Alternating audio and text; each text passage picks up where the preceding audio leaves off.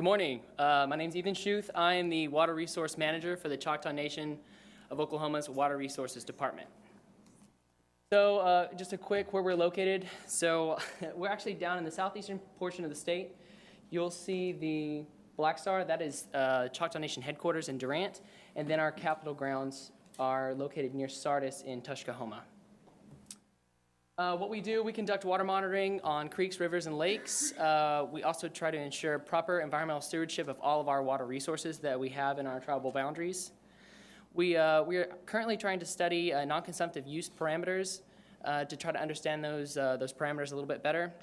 And the last point, assisting with infrastructure projects and community planning. That's kind of what I'm going to focus on for the rest of the talk. So we just completed a regionalization study. We evaluated 7 different water providers in the Choctaw Nation tribal boundaries. That is Rural Water 6, 8, New Spiro, Wilburton, Talihina, Sardis Lake Water Authority, and Poteau Valley Improvement Authority.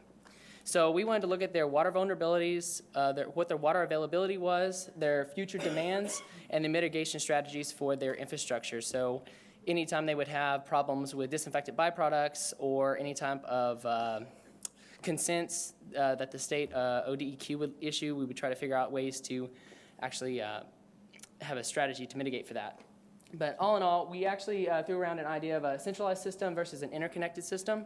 And after quite a bit of studying and deliberation, we came to realize that the centralized system was going to be fairly costly, and the interconnections were probably the way to go.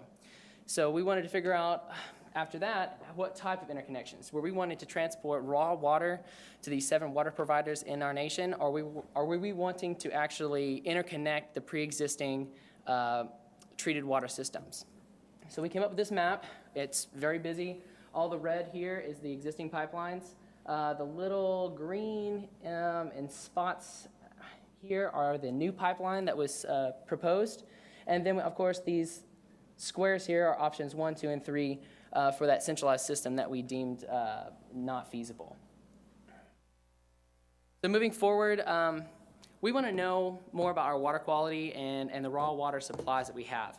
So we want to know how nutrients, temperature, and sedimentation are going to be affecting the water treatment process, mainly when it comes to disinfectant byproducts and cyanotoxins, because it's increasing temperature and sediment and nutrients come into our watersheds and our water supplies. That's going to give the bacteria and the algae a higher, a more reason to actually bloom and have those algal blooms. So we wanted to incorporate that with our watershed management technique applications for these places. We also wanted to look at in-stream flows and the requirements for consumptive and non-consumptive usages. And we also wanted to figure out how do you measure aesthetics and what quantitative value do you actually assign it so that we can ensure that the environment is protected along with the consumers. Yakoki, and thank you for your time.